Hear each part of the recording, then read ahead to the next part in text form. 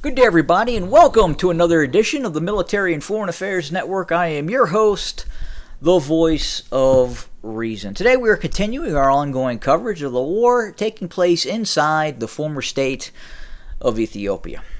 Now, there has been comments in the comment section requesting more information about what is happening and to continue to discuss what is happening on the ground inside the former state of Ethiopia. And I can tell you it's very difficult to do that for a couple of different reasons. First and foremost, information is very difficult to obtain in terms of what is happening on the ground.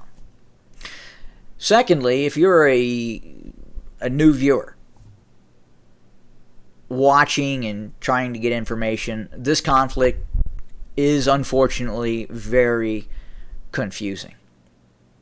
If you do not understand what has happened in the past and what is going on now, it's very difficult to be debriefed and understand what is happening on the ground.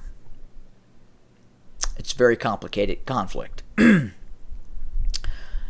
Now, we continue to see this Amharan rebellion taking place.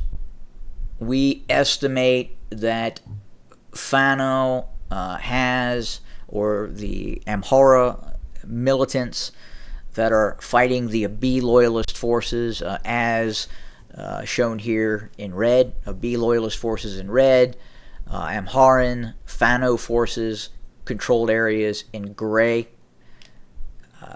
and obviously we still have the Oromo Liberation Army active in the Oromia region, shown in yellow, and then finally the Tigrayan Defense Forces still exist, or are still operating in the Tigray region.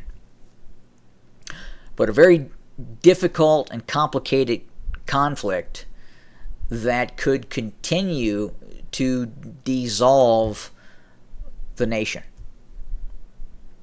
And obviously, as we continue to see the great Amharan rebellion against Abiy Ahmed, those forces could also start to dissolve elements of the Abiy loyalist army.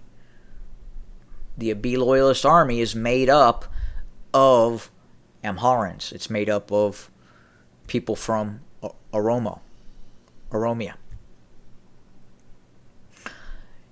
And again, tough conflict to cover because of the lack of information. What we do know right now is that heavy fighting is continuing in the Amhara region.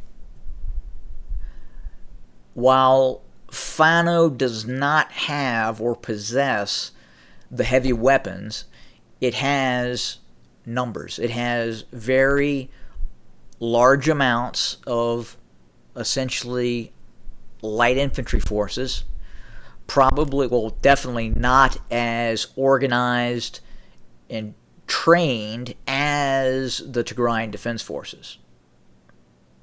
As I talked about in the past, Tigray had the benefit of what is essentially an organized military arm. Fano, while having gained experience fighting the Tigrayan Defense Forces on the side of the Abiy loyalist forces, they do not have that same organizational structure and that same level of training. Now, some of them do, some of them don't. There are units in Fano that were former members of the actual Abiy army. So at this point, we think things are going to continue to spiral out of control. Things are still going to continue to break down, but at the same time, Abiy Ahmed has the support of several external nation states who are directly assisting him. He also controls a fairly well-organized military force, both in terms of the ENDF, the Republican Guard, the federal police, and the National Intelligence Services. Now, again, those forces ultimately could start to break down and fragment along ethnic lines. Now, the real question is, what is going to happen in Tigray? Is it possible that the TDF will take advantage of what is happening on the ground?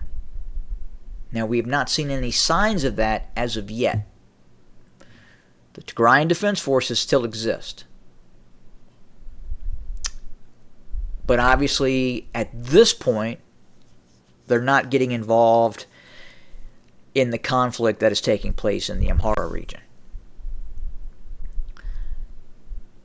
So we're going to continue to monitor what is happening. Again, please be patient as we try to get information.